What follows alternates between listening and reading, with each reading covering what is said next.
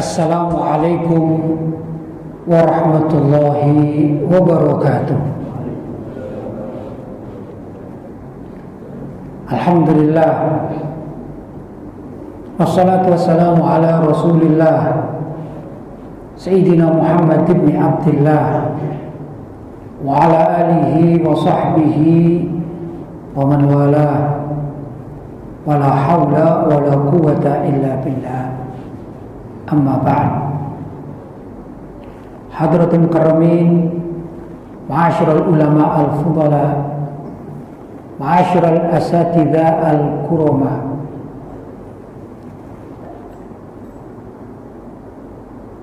para hadirin hadirat, tuan-tuan dan puan-puan yang dirahmati oleh Allah Subhanahu wa taala,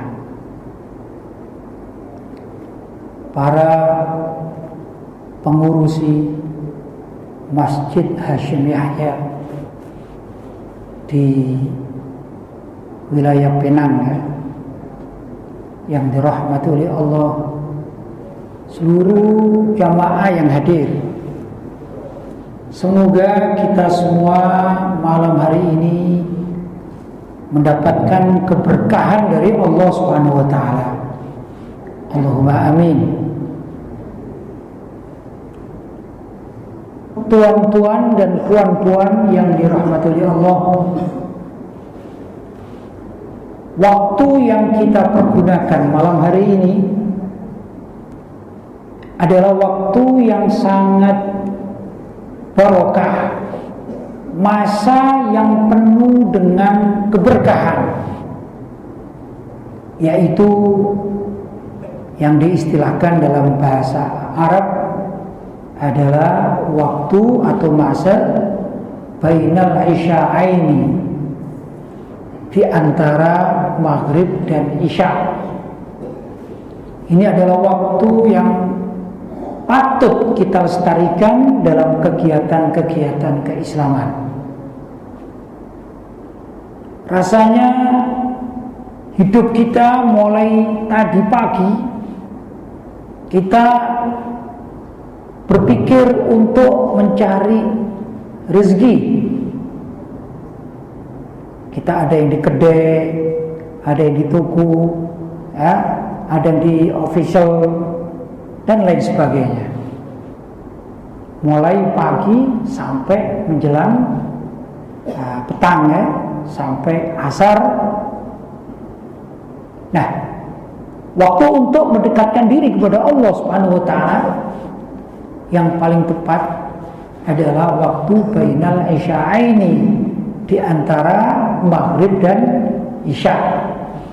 Alhamdulillah, Allah masih memberikan kesehatan kepada kita, sehingga pada masa atau waktu yang sangat mulia ini, malam hari ini kita berada di tempat yang sangat mulia, yaitu Baitullah, adalah masjid yang dipergunakan untuk beribadah kepada Allah Subhanahu wa taala. Adapun hadir majelis taklim, ini juga suatu hal yang sangat luar biasa, yang sangat mulia. Orang mau hadir dalam majelis taklim macam sekarang ini, itu termasuk orang-orang pilihan. Masih banyak saudara-saudara kita kaum muslimin di saat sekarang ini, macam waktu atau masa sekarang ini, tapi mereka tidak diberi kesempatan oleh Allah SWT untuk bisa hadir di masjid atau di majelis-majelis taklim. Sebagian dari mereka masih sibuk untuk mencari kehidupan dunia. Karena itu kita yang setiap sholat maghrib berada di masjid sampai menunggu isya. Kemudian di situ ada yang membaca Al-Quran atau zikir kepada Allah, niat i'tikaf. Kalau ada majelis taklim macam demikian, hadir dalam kegiatan ceramah-ceramah, Ini adalah suatu pemberian dari Allah SWT yang sangat besar nilainya, yang patut untuk disyukuri. Alhamdulillah.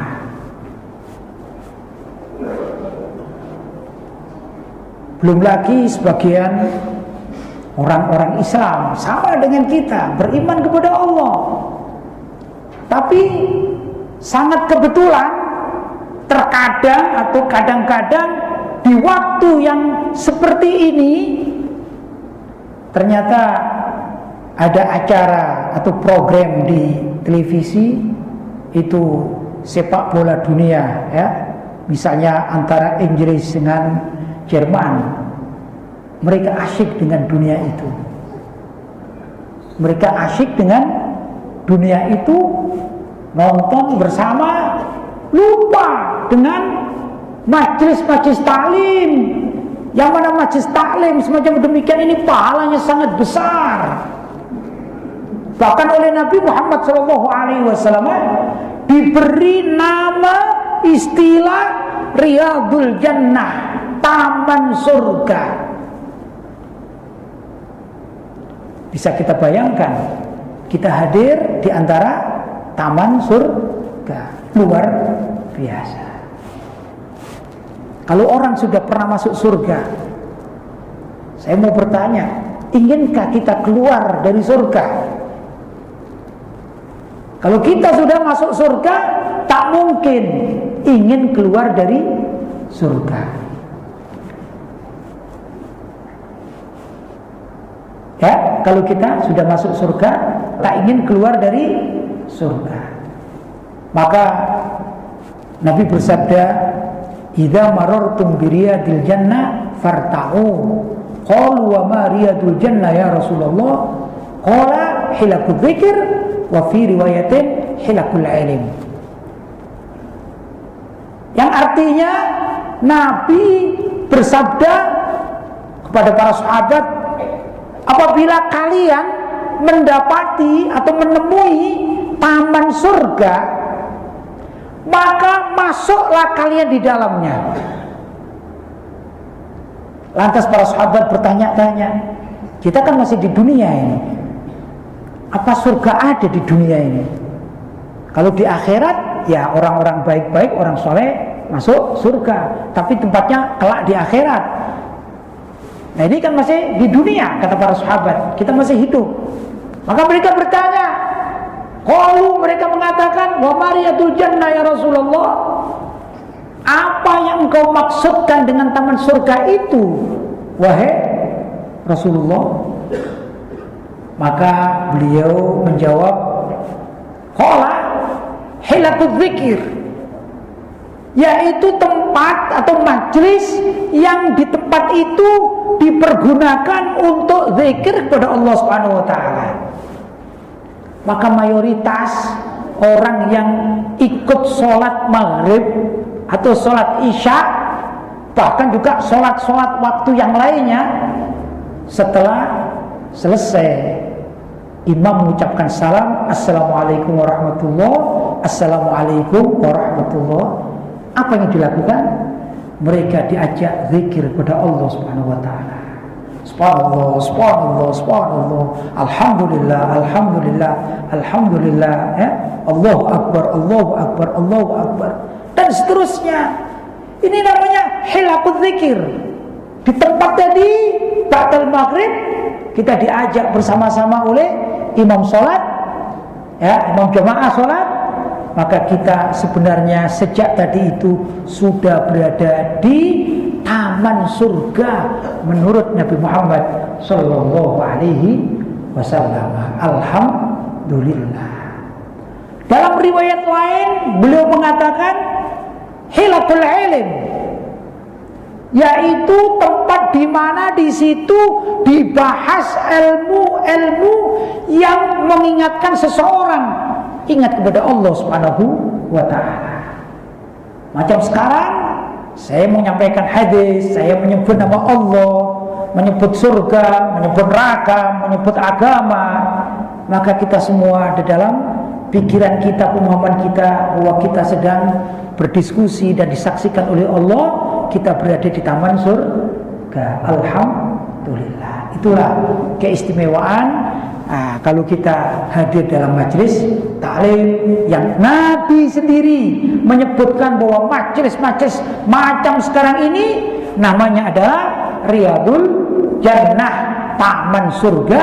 Mudah-mudahan atau semoga kita yang aktif, kita yang suka dengan majelis-majelis taklim untuk seterusnya dan sampai kelak tatkala kita dipanggil oleh Allah Subhanahu wa taala, kita dimasukkan surganya Allah Subhanahu wa taala. Allahumma amin.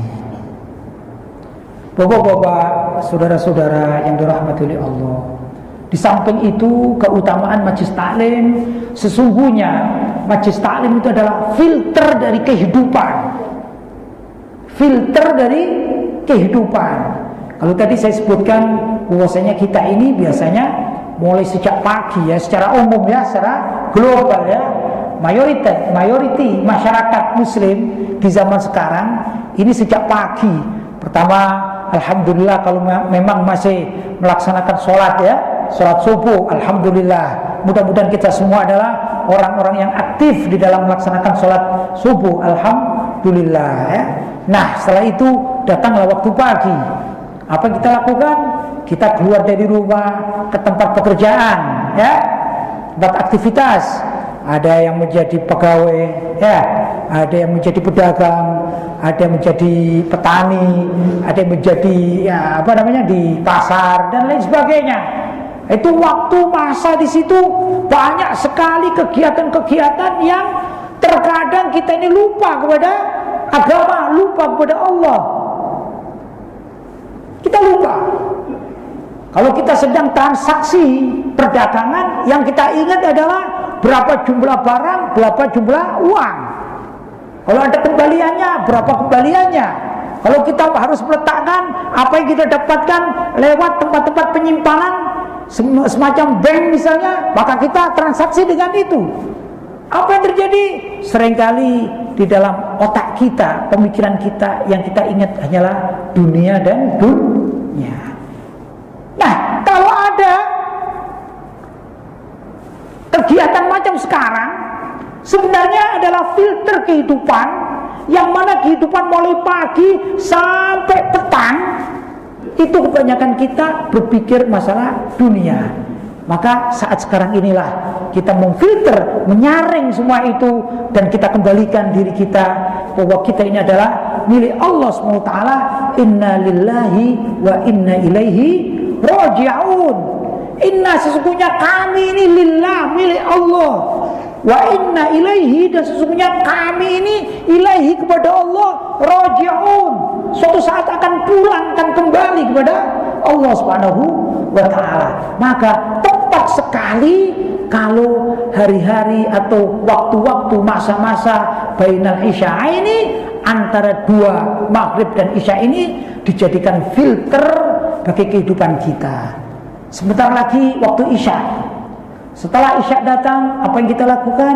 Kita akan pulang ke rumah dan kita akan istirahat. Apa yang kita lakukan istirahat? Ya sudah, lupa. Kita tidur mulai jam ba'dal isya, usai sampai subuh. Ini sudah tidak mikir lagi dengan kehidupan agama. Yang paling tepat ya, untuk berpikir, zikir pada Allah, mencari tambahan ilmu dan segala macam adalah bainal isya'ain, waktu di antara maghrib dan isya. Waktu yang sikit ini jangan sampai lepas. Kenapa demikian? Bapak-bapak, tuan-tuan, kita kembali lagi, banyak saudara-saudara kita ya, yang di luar sana, yang tidak hadir dalam majelis-majelis taklim, tak hadir dalam masjid-masjid tempat sholat. Mereka masih asyik dengan kehidupannya. Bahkan kadang-kadang di antara mereka ini yang memang dia ini pedagang, pulang dari toko, pulang dari office ya, dia sudah pulang, maka dia transaksi lagi. Apalagi dengan sekarang ada macam HP gitu ya, handphone, transaksi dengan kawannya sampai terus malam, sampai menjelang tidur pun masih ada transaksi jual beli ini dan itu dan segala macam. Ini juga ada di kalangan kita ya, di kalangan umat Islam. Nah, ya ikhwan, bagaimana kehidupan umat Islam kok semacam itu? Sebenarnya ini kita sedang perang. Kita ini sedang perang. Tapi perang kita bukan perang macam zaman Nabi Shallallahu Alaihi Wasallam. Kalau zaman Nabi perang itu Nabi membawa pedang, musuhnya juga bawa pedang, ya. Itu zaman Nabi. Nabi naik kuda, musuhnya naik kuda, orang kafir Quraisy naik kuda, perang. Maka terjadilah perang tanding, 1 lawan 1, atau sekelompok regu lawan sekelompok yang lain. Terjadilah perang di medan laga. Itu perang di zaman Nabi Muhammad Shallallahu Alaihi Wasallam. Siapa lawan umat Islam saat itu? Adalah orang-orang, khususnya orang-orang kafir Quraisy. Betul? Yang kedua, musuh Nabi saat itu adalah orang-orang Yahudi Bani Israel yang hidup di sekitar kota Madinah. Tatkala Nabi sudah hijrah ke kota Madinah, ada namanya Bani Qainuqa, ada Bani Nadir, ya, dan lain sebagainya. Mereka ini sebagiannya juga ikut perang. Mereka berkolaborasi, bergabung dengan orang-orang kafir Quraisy untuk perang melawan Nabi Muhammad Shallallahu Alaihi Wasallam dan pasukan Muslim. Itu perang di zaman dahulu. Nah, ternyata peperangan antara umat Islam dengan orang-orang di luar Islam itu terus berkesinambungan, terus berlanjut. Hanya cara perangnya beda cara perangnya. Kalau sekarang ini namanya perang pemikiran, di dalam bahasa Arab namanya ghazwul fikri, perang peradaban, perang pemikiran, ya. Nah, kalau kita jeli melihat situasi dunia, sesungguhnya zaman sekarang ini dunia itu secara mayoriti dikuasai oleh orang-orang Zionis. Siapa itu orang Zionis? Di Israel sana itu ada satu bukit yang namanya Bukit Zion. Bukit Zion ini dihuni oleh tokoh-tokoh ternama dari orang-orang Yahudi Israel, ya. Macam orang-orang dari Yayasan Simon Peres misalnya, ya, itu satu lembaga yang besar di sana. Dia berkuasa di sekitar Bukit Zion yang pada akhirnya dinamakan istilah Zionis, dari Bukit Zion. Mereka melancarkan serangan-serangan pemikiran. Nah, apa yang terjadi? Mereka ingin menghancurkan umat Islam pada khususnya dan orang-orang timur pada umumnya. Orang timur itu kalau mereka adalah orang-orang barat, ya, maka orang timur itu ya termasuk wilayah Arab saja, termasuk kategori timur, sampai pada Asia dan lain sebagainya. Ini adalah perang peradaban. Adapun orang-orang Zionis sendiri berusaha menguasai dataran Eropa. Maka kalau kita melihat secara kasat mata, secara zahir, kita melihat Amerika, negara Amerika yang adidaya, yang kuat itu, takutnya justru sama Israel. Takutnya sama Israel, ya, tunduk sama Israel. Amerika yang mempunyai kekuatan luar biasa, senjata-senjata modern segala macam, tapi paling takut, paling tidak berani dengan orang-orang Israel. Kenapa? Karena Amerika sudah tunduk kepada peraturan Zionisme. Nah, orang-orang Israel, mereka tahu kalau bicara Islam, mereka ini mengerti, faham tentang orang Islam. Orang Islam atau kaum muslimin di zaman sekarang, kalau mereka diperangi secara fisik, sebagaimana dulu terjadi di Eropa, ya, terjadi zaman dahulu kala semacam ada perang salib, ya, itu ternyata umat Islam tidak bisa dikalahkan. Umat Islam tidak bisa dihapus dari muka bumi ini. Umat Islam luar biasa. Kalau sudah menemukan musuh yang berat, maka umat Islam akan menyatu, akan kuat umat Islam ini.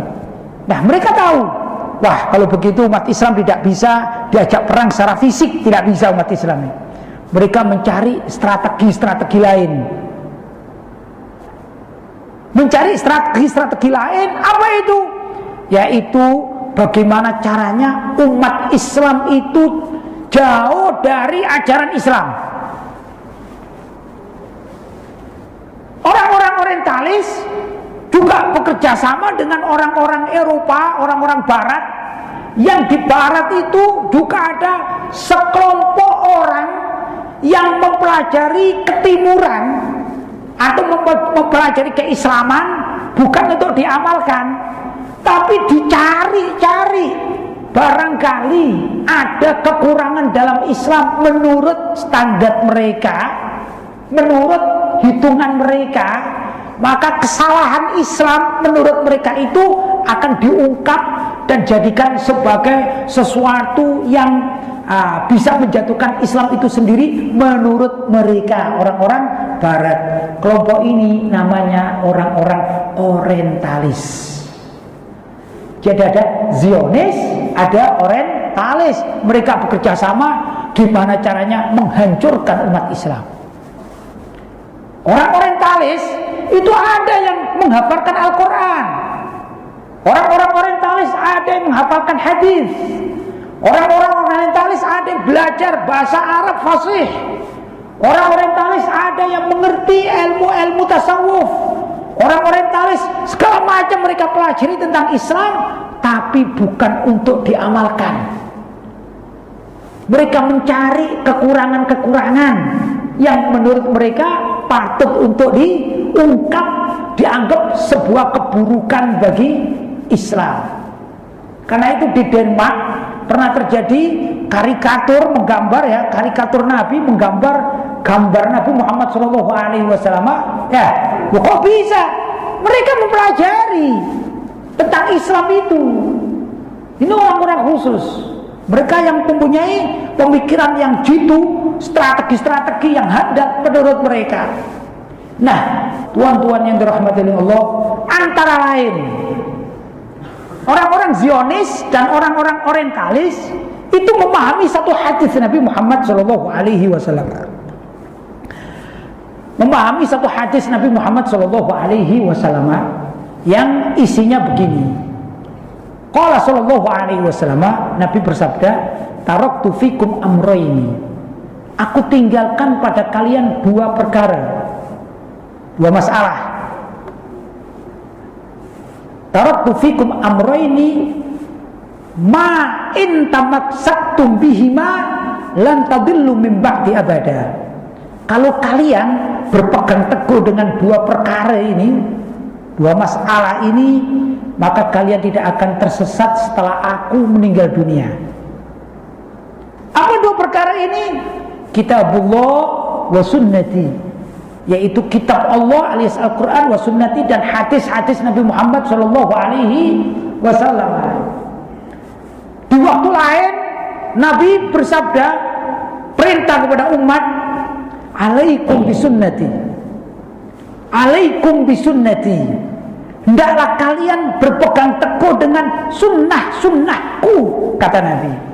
Wa sunnatil khulafa'ir rasyidin min ba'di, dan juga sunnah-sunnah al-khulafa'ir rasyidun, yang menurut sebagian para ulama dikatakan yaitu Khalifah Abu Bakar, Khalifah Umar, Khalifah Utsman, dan Khalifah Ali, beserta dengan para sahabat lainnya. Kalau kalian, hai umat Islam, berpegang teguh dengan sunnah-sunnahku dan juga sunnah para sahabatku, khususnya adalah Al-Khulafa'ur Rasyidun, Sayyidina Abu Bakar, Sayyidina Umar, Sayyidina Utsman, dan Sayyidina Ali, dan juga ada pendapat mengatakan Sayyidina Umar bin Abdul Aziz termasuk juga, maka kalian tidak akan tersesat dan tidak akan keluar dari agama yang benar ini. Tapi kalau kalian sudah tidak berpegang dengan itu, maka kalian akan tersesat di jalan. Nah, orang-orang orientalis Orang-orang Zionis mengerti nasihat Nabi ini, mengerti. Maka mereka membuat strategi bagaimana caranya umat Islam ini jauh dari Al-Quran, bagaimana caranya umat Islam jauh dari hadis Nabi, bagaimana caranya umat Islam jauh dari ajaran para sahabat, bagaimana caranya umat Islam jauh dari ajaran para ulama-ulama terdahulu, ulama salaf, sehingga umat Islam jalan sendiri-sendiri. Antara lain, mereka membuat 4 strategi. Salah satunya dari 4 ini adalah food. Mereka orang-orang Zionis dan orientalis membuat sebanyak mungkin macam food, makanan. Yang mana makanan-makanan itu mereka kirim dari barat sana, berbentuk bermacam-macam makanan. Yang jadi masalah, makanan kiriman-kiriman itu belum tentu halal. Bumbu-bumbu masakan, ya, makanan-makanan siap jadi, ya, snack-snack dan lain sebagainya. Banyak kan produk-produk barat. Mereka membuatnya di barat, tak tahu mereka non-muslim. Apakah yang kita konsumsi, yang kita makan itu pasti halal kalau kita beli di mana? Di produk barat? Belum tentu. Bahkan kemarin lusa ini ya, tatkala rame urusan masalah LGBT, ternyata kopi Starbucks ini adalah kopi yang dari barat, ya dah, dipasarkan di Nusantara, di Malaysia ada, di Indonesia ada, di beberapa tempat ya sekitar kita ada. Ternyata mereka adalah milik barat yang mendukung keberadaan LGBT. Naudzubillah min dzalik. Macam demikian ini kita juga tidak tahu apakah di dalam kopi itu tidak terdapat zat-zat yang haram, kita tidak tahu. Maka kalau kita umat Islam sudah mengkonsumsi masakan atau makanan yang tidak halal, secara otomatis kita ini akan jauh dari Al-Quran, secara otomatis kita ini akan jauh dari hadis, secara otomatis kita akan jauh dari ijma' para sahabat, secara otomatis kita akan jauh dari ajaran para ulama-ulama terkemuka, ulama salaf terdahulu. Itu secara otomatis. Maka umat Islam menjadi lemah. Itu dari segi food. Satu ya maksudnya ya. Ada lagi mereka mempunyai strategi namanya fun. Apa itu fun? Hiburan. Hiburan macam-macam. Seperti tadi itu ada hiburan yang dikemas dengan permainan bola, sehingga orang-orang Islam sudah lupa dengan masjidnya. Mereka asyik di kedai-kedai menonton bola, lupa dengan masjidnya. Ini juga termasuk perang peradaban, perang pemikiran dari strategi namanya fun. Fun juga artinya lawakan. Orang sekarang asyik mendengarkan lawak yang lucu, yang menjadikan orang tertawa, terbahak-bahak, daripada mengaji Al-Quran, daripada mengaji hadis, daripada mengaji kitab-kitab ulama salaf. Apa tadi? Fun. Dan mereka juga menyerang umat Islam dengan pemikiran yang lain, yaitu fashion. Fashion ya. Nah, ketiga ini, F yang nomor 3, fashion. Kita lihat anak-anak kita, apalagi remaja-remaja putri kita, anak-anak perempuan kita, gimana mereka? Sudah banyak yang berpakaiannya walaupun beragama Islam, mempunyai kart Islam, tapi pakaiannya sudah tidak lagi Islami. Banyak tak? Sangat banyak. Mereka lebih gandrung, berkiblat kepada kebiasaan orang-orang barat yang pakaiannya ini minim sekali, sedikit sekali. Maaf, barangkali auratnya tidak ditutup, telanjang. Banyak semacam demikian. Itu remaja putri atau orang-orang wanita. Tapi perlu diketahui juga, maaf, orang laki pun demikian. Kalau kita belajar ilmu fikih atau ilmu fikah menurut orang Malaysia, kalau ditanya macam mana itu aurat lelaki, Maka banyak orang mengatakan memahami aurat lelaki adalah antara pusar sampai lutut, kan demikian. Tapi gimana pemain-pemain bola muslim?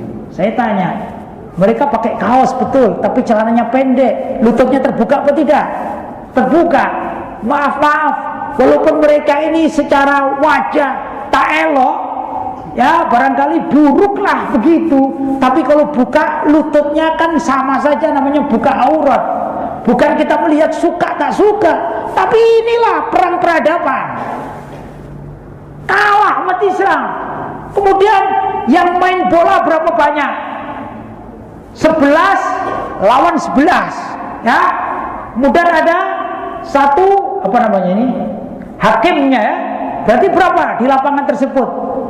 11 tambah 11 22, ditambah satu hakim berapa? 23 minimal. Hakim garis berapa? Paling tidak 22. Jadi berapa? 25. Itu ditonton oleh ribuan orang. Si laki ini buka aurat, minimal buka lututnya, dan yang melihat ini dosa. Bukan, jangan dikira kalau melihat aurat wanita dosa, kalau melihat aurat laki-laki tak dosa. Enggak, sama dosanya. Cuman orang tak peduli sudah. Betul? Ini strategi kalah dengan orang-orang Zionis dan orang-orang orientalis. Kita dicekoi, kita diberikan masukan-masukan, diserang dalam bidang yang demikian. Lupa, tak ada yang berpikir bahwa sebenarnya orang melihat bola itu sama halnya melihat auratnya orang lain yang hukumnya dosa. Kalau mata sudah asyik dengan melihat aurat, maka mata itu akan susah kalau disuruh baca Al-Quran, baca hadis, baca kitab-kitab ulama-ulama salaf, akan susah karena sudah diserang dengan kemaksiatan. F berapa tadi? Ketiga. Berikutnya F yang keempat, strategi mereka juga adalah fight. Fight itu pemahaman yang dulu tidak ada, sekarang menjadi marak, sekarang menjadi ramai. Ada yang namanya liberalisme, sekularisme, yaitu orang yang mengatakan bahwa agama ini hanya untuk urusan sholat dan ibadah saja. Maka kita di kantor tak perlu agama, kita di pasar tak perlu agama, kita hidup di mana saja tak perlu agama. Agama hanya untuk waktu sholat saja. Ya untung kalau dia masih sholat, ya. Tapi banyak juga yang udahlah agama kita taruh saja di rumah, tak perlu. Kalau kita keluar, ya sudah, kita tak perlu lagi berpikir agama. Untung masih punya kart, ya, punya kartunya tulisannya agama Islam, masih untung. Nah, fight ini pemikiran macam itu sekarang sudah banyak. Belum lagi aliran-aliran yang tidak seiring, tidak sejalan dengan ajaran para ulama. Banyak kan aliran-aliran baru muncul, ya dah, faham-faham baru muncul kan banyak. Ya macam misalnya kalau dulu kita belajar semacam ini di surau, di masjid, usai sholat kita zikir pada Allah SWT bersama-sama. Tiba-tiba ada yang mengatakan zikir macam itu tidak perlulah. Ada kan? Ini juga dimasukkan. Dari Iran juga ada yang memberikan masukan-masukan. Kita ini menengok zaman dahulu kala. Sebenarnya setelah Nabi wafat, maka yang menjadi imam itu, menjadi khalifah itu adalah Sayyidina Ali. Ini sudah zaman sekarang masih mengurus yang diurusi zaman Nabi dahulu kala. Gunanya apa sih? Gunanya untuk melemahkan akidah Ahlus Sunnah wal Jamaah. Ini semuanya oleh orang-orang Barat disetir ya, atau dimasukkan dengan sengaja. Jadi program mereka. Jadi ada grand design untuk merusak umat Islam melewati dunia pemikiran. Apalagi zaman sekarang anak-anak kita, anak muda-muda kita akan mempelajari pemikiran-pemikiran barat macam demikian, aliran-aliran di luar Ahlussunnah wal Jamaah, maka mereka tinggal klik di Google, klik di internet, mereka akan mendapatkan bahan-bahan yang justru bahan-bahan itu melemahkan akidah umat Islam, melemahkan keyakinan terhadap Al-Quran, terhadap hadis, dan juga terhadap ajaran para ulama salaf. Ini terkena strategi keempat, yaitu fight. Ya, apa ini fight? Pemikiran-pemikiran. Jadi perang melewati pemikiran. Itulah perang di zaman sekarang, namanya ghazwul fikri. Masih banyak sebenarnya tentang hal-hal yang semacam demikian. Ada lagi, mereka mengenalkan antara lain adalah ada S, ya, singkatan dari S, sing atau song, ya, sing atau song, musik atau nyanyian. Dari barat maupun dari orang-orang Zionis mencoba membuat banyak lagu-lagu dengan berbagai macam, segala macam. Ada rap, ya, ada disco, ada slow, ada ini dan itu, ada pop dan segala macam sudah, ya, segala macam diperkenalkan oleh mereka.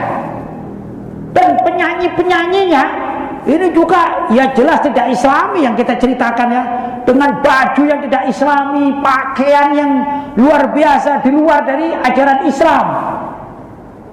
Belum lagi kadang-kadang ada yang ikut satanik macam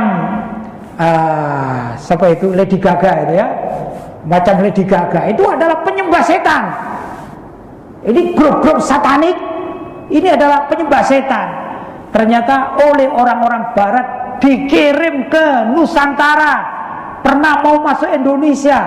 Saya tak tahu apakah boleh masuk di Malaysia, tapi demikian cara mereka ini untuk melemahkan umat Islam, sehingga banyak pemuda-pemuda yang lebih cinta kepada musik-musik, lebih cinta kepada lagu-lagu daripada mendengarkan bacaan Al-Quran. Kalau kita melihat di handphone anak-anak kita, berapa persen mereka mendengarkan tartilul Quran, dan berapa lagi persennya, berapa banyak mereka mendengarkan musik-musik. Saya yakin yang musik jauh lebih banyak, ya, rekamannya daripada yang dunia pengajian, tak majlis taklim, ceramah-ceramah. Tapi segala musik ada di lingkungan mereka, betul?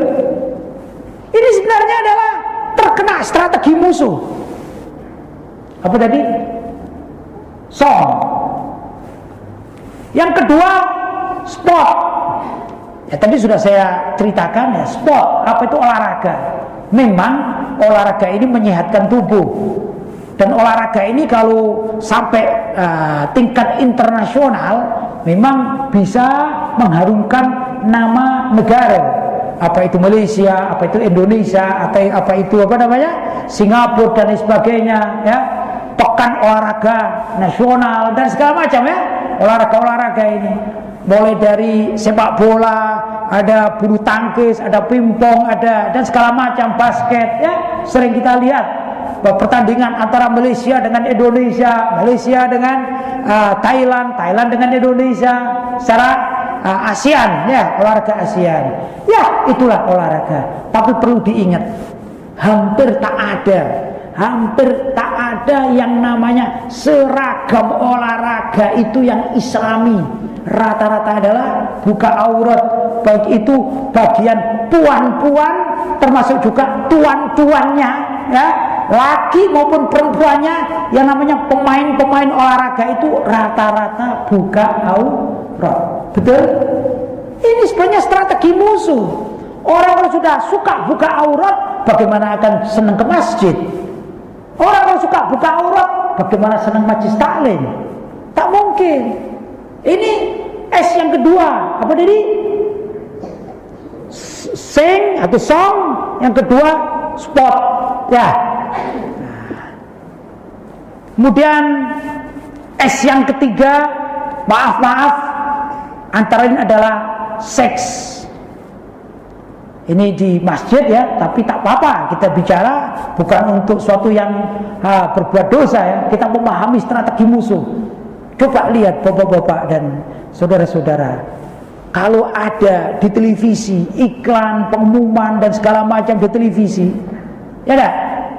Banyak sekali foto-foto atau gambar-gambar yang apa namanya ya, sangat tak elok dilihat. Betul? Apa itu ada sepasang laki dan perempuan berangkulan. Ini kan orientasinya kepada seks. Kalau kita melihat majalah-majalah, kita beli majalah secara umum lah majalah, bahkan majalah olahraga sekalipun, kita lihat di situ ada gambar-gambar wanita yang semi telanjang, ya dah. Laki-lakinya juga demikian, percintaan. Bahkan kadang-kadang zaman sekarang ini beli majalah ilmiah. Ini majalah bagus tentang pertanian. Maaf ya, misalnya saya seorang petani kepingin mempelajari ilmu pertanian secara mendalam, belilah majalah pertanian. Tapi gambar depannya kadang-kadang seorang wanita yang tidak pakai baju dengan benar. Kan begitu zaman sekarang. Inilah yang dimaksudkan adalah orientasi seks yang mereka sebarkan. Nah, kalau umat Islam sudah terlibat kepada pemikiran-pemikiran yang berorientasi pada seksual, porno yang tidak elok, yang sudah jorok ya, buruk, maka mereka secara otomatis juga akan sedikit demi sedikit keluar dari ajaran Islam. Ini perang juga, perang ya. Berikutnya adalah smoke.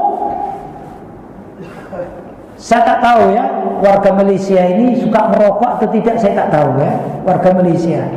Kalau warga Indonesia sangat suka merokok. Alhamdulillah saya bukan orang yang merokok. Smoking ya.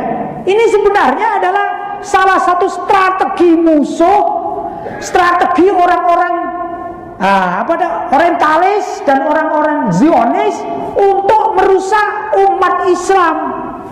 Bahkan yang saya tahu di negara-negara Arab pun mereka juga merokok sebagian, namanya shisha namanya, yaitu juga rokok namanya. Ada macam-macam rokok sekarang, rokok elektrik ada, rokok yang pakai tembakau ada, rokok elektrik ada, shisha ada, dan yang semisalnya. Jangan dilihat hukumnya. Misalnya ada yang mengatakan haram, ada yang mengatakan makruh, ada yang mengatakan boleh. Saya tidak melihat itu. Cuman ini smoke ini tiada lain adalah salah satu cara orang Barat, cara orang Yahudi melemahkan umat Islam. Orang kalau sudah asyik merokok, dalam keadaan merokok, bahkan kadang-kadang mau puasa tak jadi puasa. Kenapa? Sayang dengan rokoknya.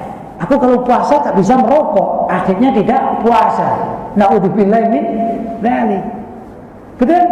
Ada yang demikian. Ya. Ini 4 S, song atau sing atau song, ya. Kemudian tadi apa?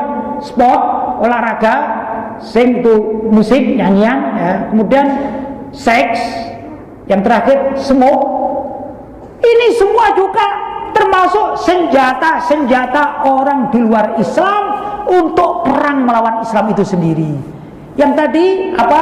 Fun, kemudian lawakan atau hiburan, ya. Kemudian fight, pemikiran-pemikiran, kemudian food, makanan-makanan yang tidak jelas halal dan haramnya. Yang terakhir apa tadi? Fashion, baju-baju yang tidak islami, baju-baju yang membuka aurat dan lain sebagainya. Itu diantara dari sekian banyak strategi musuh untuk menghancurkan umat Islam. Maka apa yang terjadi? Bapak-bapak dan ibu-ibu yang dirahmati Allah, yang terjadi umat Islam itu hampir di mana saja, hampir di mana saja di zaman sekarang. Kalau misalnya satu wilayah, ini wilayah mana ini? Daerah mana? Pineng ini daerahnya mana ini? Wilayah mana ini? Wilayah kecil ini ya, pulau gitu ya, wilayah pulau. Wilayah pulau ini kalau didata, semisal didata, kalau jumlah umat Islamnya, sebut saja umat Islamnya 5.000 orang misalnya, umat Islamnya 5.000 orang. Tapi kalau sudah waktunya sholat, yang hadir ke masjid berapa? Berapa imam? Tak sampai, ya 100 tak sampai. Gimana kalau sholat subuhnya? Cuman berapa? Satu shop saja. Jumlahnya berapa satu shop? Ya syukur-syukur 20 orang, betul?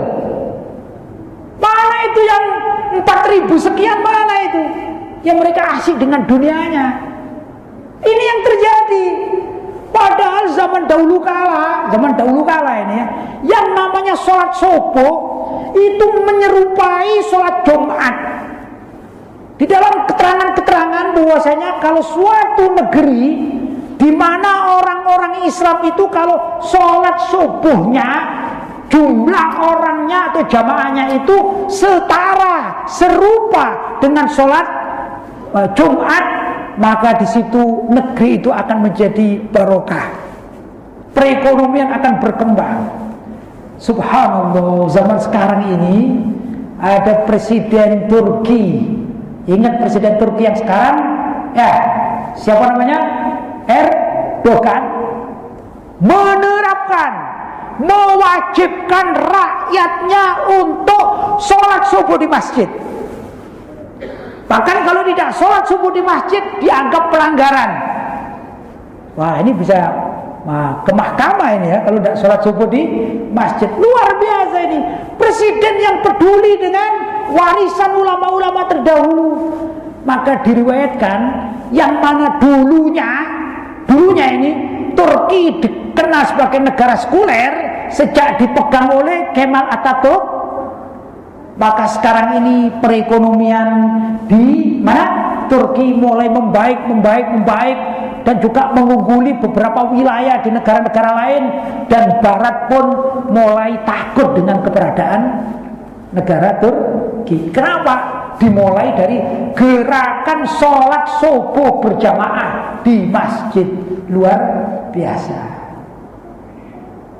Hanya saja seluruh dunia baru satu negara yang menerapkan, ya, mana? Turki. Negara-negara Islam lainnya atau negara-negara yang banyak mayoritasnya umat Islam justru masih tetap tenggelam dengan kekalahan perang peradaban, perang pemikiran atau ghazwul fikri dengan orang-orang Zionis maupun orang-orang orientalis. Itulah keadaan kita zaman sekarang. Nah, kalau kita tidak sadar diri, kalau kita tidak benar-benar diri, kalau kita tidak memperbaiki diri kita, keluarga kita, anak-anak kita, tetangga-tetangga kita, handetolan kita, masyarakat kita, kalau tetap tidak sadar diri, ya Islam itu suatu saat akan jadi namanya saja. Ma bagial Islam illa ismu. Tidaklah tersisa Islam itu kecuali namanya saja. Wa ma bagial Quran illa rasmu. Tidaklah tersisa Al-Quran itu kecuali tulisannya saja. Hanya tulisan, tak ada yang baca, tak ada yang mengamalkan. Kenapa? Karena umat Islamnya sedang asyik terbuai oleh musuh-musuh atau gerakan dari musuh-musuh Islam. Ya, ini pelik memang terjadi. Bapak-bapak, saudara-saudara yang dirahmati Allah SWT, saya contohkan. Kalau misalnya ada seekor burung, ya, seekor burung hinggap atau bertengger di sini misalnya, ya, di sini ada burung. Sudah, nah, di situ bapak yang baju merah itu ya, pakai peci putih itu, dia bawa senjata. Sudah, dia tembak itu burung, tapi tak kena. Dia tembak, kena bawahnya. Kira-kira burung ini tetap di situ atau terbang? Terbang burungnya. Ada suara misalnya, dar, dan tak kena burungnya, tak mati burungnya, burung terbang jauh.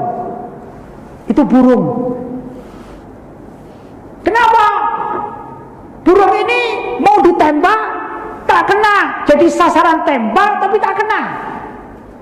Subhanallah, burung bisa terbang, takut. Bahkan kalau bapak itu mengejar, burung ini hinggap di atas itu, pindah. Maka tatkala bapak ini belum menembak yang 2 kali, masih mendekat, burungnya takut. Wah, mungkin dia berpikir aku mau ditembak lagi, terbang dia jauh. Betul? Itulah burung ciptaan Allah Subhanahu wa taala. Nah, yang unik, umat Islam kita ini menjadi sasaran tembak dari senjatanya orang Zionis dan orientalis. Kita sudah tahu ini apa senjatanya? Sing, sek, spot, smoke. Kita sekarang tahu. Tapi begitu kita tahu, dikasih tahu ini, ditembak, kadang nggak kena. Bukannya terbang menjauh dari orang-orang orientalis dan senjatanya, justru kita mengatakan, nih aku siap untuk ditembak, aku akan beli smoke, atau akan cari support, ya, melihat ini bentar lagi malam bola, ini aku mau melihat. Kita jadi sasaran tembak, justru datang kita ini tidak terbang macam burung tadi. Subhanallah. Kita tahu bahwa mereka memiliki 4F, apa tadi? Fun, kemudian food, kemudian fashion, yang satu fight, pemahaman-pemahaman yang di luar Islam, walaupun menggunakan nama Islam. Kadang-kadang kita tahu itu sebenarnya senjata musuh untuk merusak umat Islam. Bukannya kita pergi menjauh dari musuh, justru kita membuka dada. Aku terima, kau punya senjata, aku terima. La haula wala quwata illa billah. Kalau ditanya, sebenarnya kita umat Islam zaman sekarang, pandai mana kita dengan burung? Pandai mana kita dengan burung? Burung ditembak tak kena satu, lari dia.